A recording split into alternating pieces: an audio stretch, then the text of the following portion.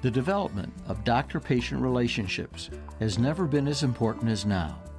Technology will not replace this important aspect of care. You're listening to ReachMD, the channel for medical professionals, and I'm your host, Dr. Maurice Pickard. Our guest today is Dr. Richard Colgan, Professor of Family and Community Medicine at the University of Maryland School of Medicine in Baltimore, Maryland. Thank you very much, Dr. Colgan. I've just gotten done reading your very, very excellent book, Advice to the Healer on the Art of Caring. And today I'd like to discuss what prompted you to write this book and for what audience. Yeah, thanks, Dr. Pickard, for asking me. My interest has been for a while in medical history and belief in humanistic or patient-centered medicine. I practiced family medicine in a community practice for 15 years until 1998 when I joined the University of Maryland School of Medicine's Department of Family and Community Medicine. And I found then, as I do now, that what I really enjoy most are the interactions I've had with my patients, listening to their stories, and seeing where I may fit in to help them get what I think they need. By way of reading about medical history and seeing patients, I've come to appreciate what I think is the art of medicine. And now that I'm teaching medical students and residents at the University of Maryland School of Medicine, I found that I was telling many of the same stories about these extraordinary acts to medical students and residents and decided to put these thoughts down on paper. Well, do you see an absence of role models? In other words, in your book you describe many famous healers. Do we have role models who exhibit the kind of skills that we'd like our medical students to be seeing? Not at all. I don't think there's an absence. I think they're all around us. I think each listener will surely be able to bring several people to mind as exemplary healers whom they'd like to emulate.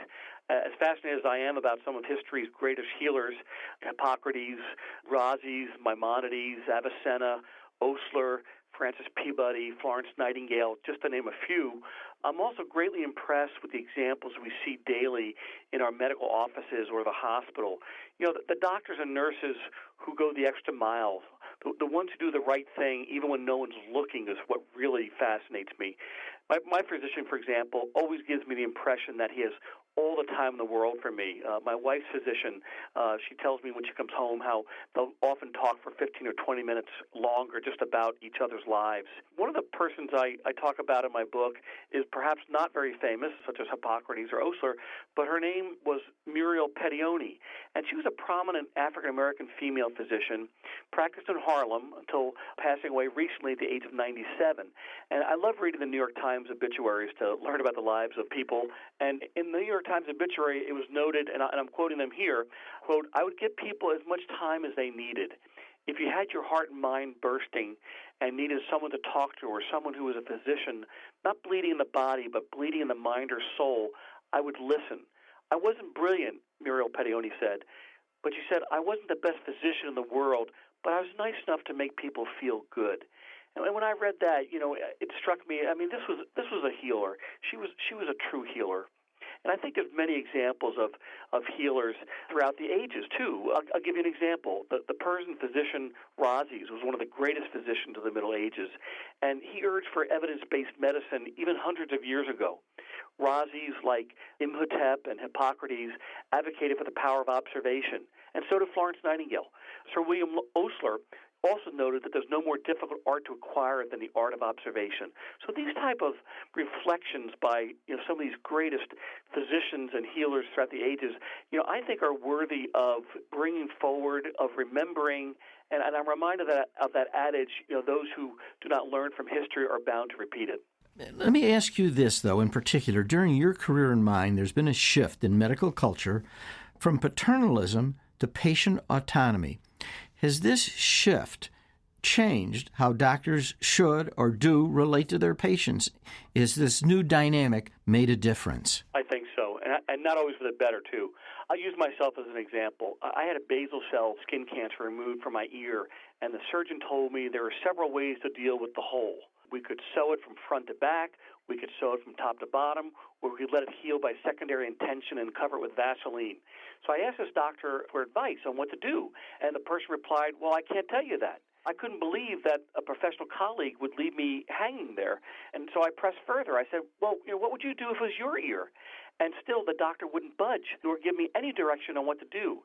And so, frankly, I found this type of care although it may be viewed as autonomous or what have you, I found it lacking, to be honest. Hastings Report wrote an article a couple of years ago about has this pendulum of giving the patient the last word on his care really swung too far, and I think you're saying much the same thing. Whether we're a doctor or a patient, we really need direction, and sometimes that is lacking. You mentioned earlier how important it is to observe. Famous physicians have said, observe the patient. You see what they're doing. I find this really problematic at the present time as we are all shifting to the e-medical record.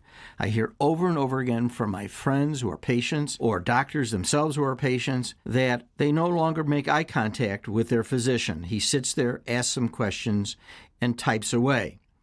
How do you observe people if what you're doing is having your face in a laptop? That's a great question. I wish I had the answer figured out, because I don't think there really is a very good answer. But I'm troubled by this as well, Dr. Pickard. I mean, first, I try to force myself to begin by asking an open-ended question and going out of my way not to type for at least the first minute of the evaluation. And then I make sure that the computer screen is in between me and the patient. So at least when I do type, I can look at the patient frequently. And lastly, before I begin typing, I start, to be honest, by apologizing to the patient, saying something like, I'm sorry I have to type here while you're sitting in front of me, but I just want to be sure that I include the important things into your medical record, which will be available to other doctors who care for you throughout our system. So I sense that patients like hearing that. I think so. I hope so. But I admit that the electronic health record can come across as being very cold and impersonal. When I think it may be helpful, I will turn the screen around to show the patient the results I'm referring to and invite them to see what I'm seeing. All right. I don't know if that really answers the question. I'm on an ethics committee, and we have dealt with this problem with many people saying to me, look, I don't even use it. I talk, and then I step out of the room in between patients and begin to type. But I don't know if that's an answer. It's probably similar to what I did before the electronic medical record, staying late and writing my notes. I don't know if that's the answer.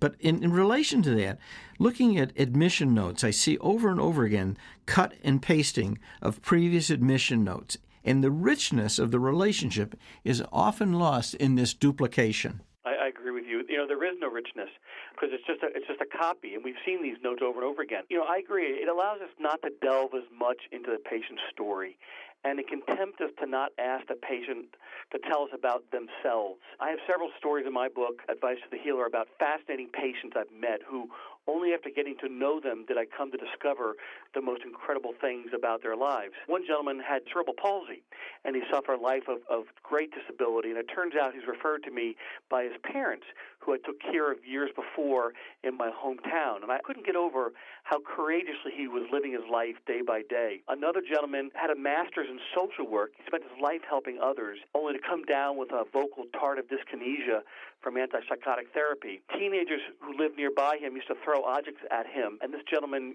valiantly, still struggles to survive in an inner city environment. One of my favorite stories is about Joe and his significant other, Miss Elsie. Joe was a schizophrenic male hospitalized for decades until he was released in the 70s when Reagan signed a law saying that you could no longer be institutionalized against your will as long as you weren't a threat to others. And Joe was a great lover of books. He was a voracious reader, and yet he only had a 7th grade education. And when I asked Joe, I said, Joe, why'd you stop going to school in the 7th grade? And he said, I quit going to school the day my father died so I could help support my mother. And Joe's life and the story of what happened to Joe and the relationship he developed with a woman who I describe in the book as well was really just so uplifting. I never would have been able to gain that information if I was to rely on the previous medical record, I think. If you're just tuning in, you're listening to ReachMD Book Club, and I'm your host, Dr. Maurice Pickard, and I'm speaking with Dr. Richard Colgan, author of the successful book, Advice to the Healer on the Art of Caring. Another thing that technology has entered into, which I'm sure William Osler never thought would happen, is the need or the request of instant gratification that our patients have as far as knowing results and progress of their diagnostic workup. They are asking you to send results by voicemail, by text, by email, and yet if you do this or try to put them off and ask them to come into the office, they become very aggressive or assertive, I should say, in wanting to know this. And yet this information is being communicated in a very impersonal way. You have no idea of the impact your words are having. You have no way to read them to know whether they're understanding or not. You're not seeing their body language. You're not seeing their face. They also don't have somebody with them who might interpret the results after the meeting. How are you telling medical students, or how are your colleagues dealing with this? Communicating outside of the exam room can be very frustrating. I had a patient who emailed me a picture of their leg cellulitis, and then the caption was, "Doc, what do you think I should do?" So I made up my mind there and then. I'm not going to conduct clinical matters over the Internet. I'm not saying I won't convey the results of a lipid profile. I do that. But I can't give good medical care by responding to an email such as that. And we've all had examples like this, as I did today, of getting an electronic message. I go into the computer, I get the message, I follow up with a phone call. This person was asking for some type of help. I call them back, and then I got a voice message from their answering machine. So there are many times when I think the electronic health record is extremely helpful.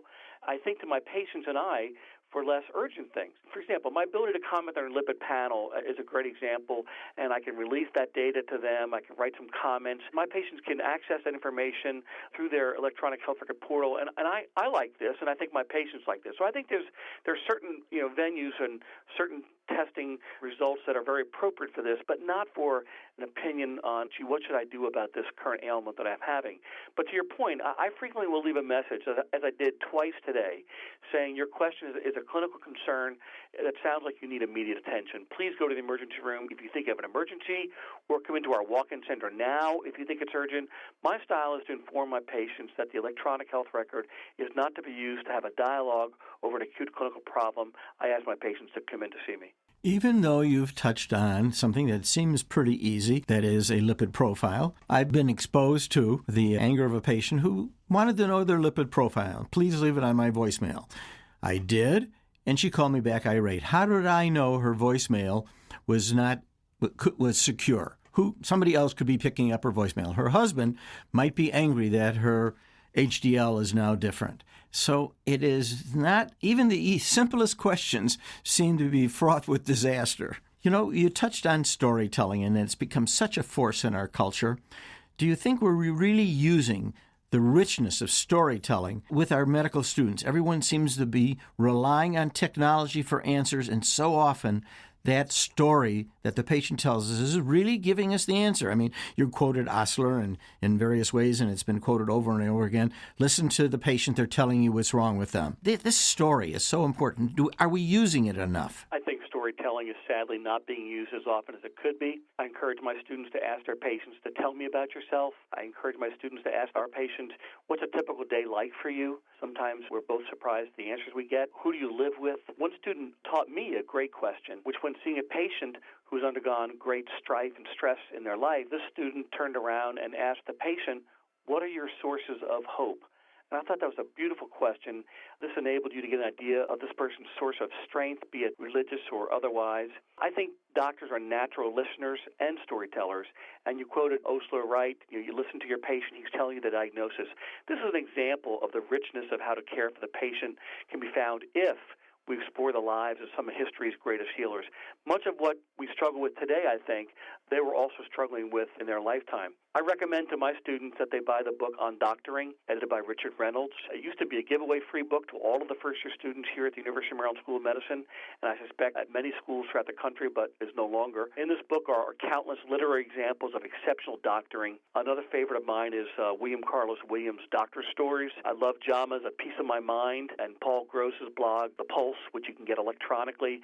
These and other forums are really rich ways that doctors and nurses and other healthcare providers can tell stories about patients whom they've cared for. Yeah, recently a doctor gave me a clue that I'd like to pass on. We hear very often, isn't there something more you can do for mom? And the doctor answers very often, tell me about your mom. And the richness of that story often makes the decision that mom would want very, very clear. Well, Dr. Colgan, I really appreciate you meeting with us today, discussing your thought-provoking book. I really like to recommend it. I think of the quote after I read it about physicians and healers, cure sometimes, relieve often, comfort always. Thank you very much, Dr. Colgan, for joining us. This is Dr. Maurice Pickard, and if you've missed any of this discussion, please visit ReachMD.com www.book club to download this podcast and many others in this series. Thank you for listening.